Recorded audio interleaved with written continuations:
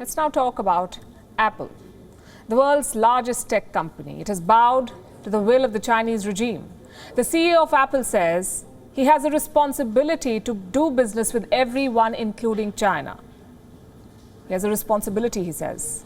And this is despite the fact that Apple's supply chains in China have repeatedly been flagged for human rights violations. Apple is putting business above people. That's hardly surprising. Just more proof of the hypocrisy of big tech.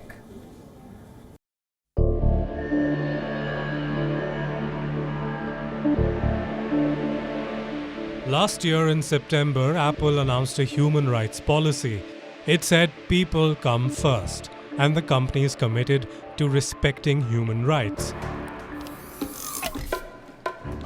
But now, Apple CEO Tim Cook is putting business first. Cook says Apple has a responsibility to do business with China, despite the repeated human rights violations by the Communist Party.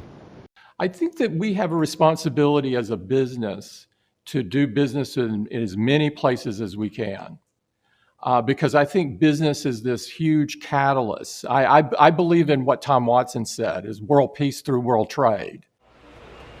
Cook's thoughts are noble, but his company keeps failing on that mission. Time and time again, Apple's supply chains have been flagged for human rights violations.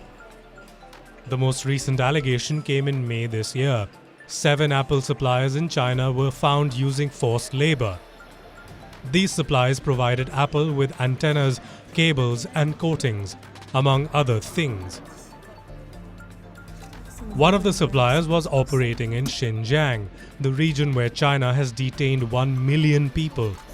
Beijing has been running a re-education campaign. Uyghurs are persecuted, sent to detention camps, and then forced to work in factories across China. In the past, hundreds of them ended up working for Apple suppliers. O-Film Technology was one of these suppliers that employed such workers. It made selfie cameras for the iPhone 8 and iPhone 10. O-Film hired Uyghurs to make such smartphone components. In 2017, it shipped 700 Uyghurs from Xinjiang to Shaanxi. This was just before Tim Cook visited O-Film for a survey. The Apple CEO showered praises on the company. Cook said O-Film had a humane approach towards employees. He asserted that workers had opportunities of growth at O-Film and they lived happily. But once O-Film's connection with Xinjiang came out, Apple quietly deleted Tim Cook's statement from its website. Apple's human rights policy was a response to these revelations, but the company continues to rely on Chinese suppliers despite their tainted reputations. By staying in business with them, Apple is making a compromise, making its human rights policy not worth the paper it's printed on.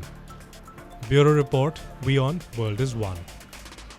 WION is now available in your country. Download the app now and get all the news on the move.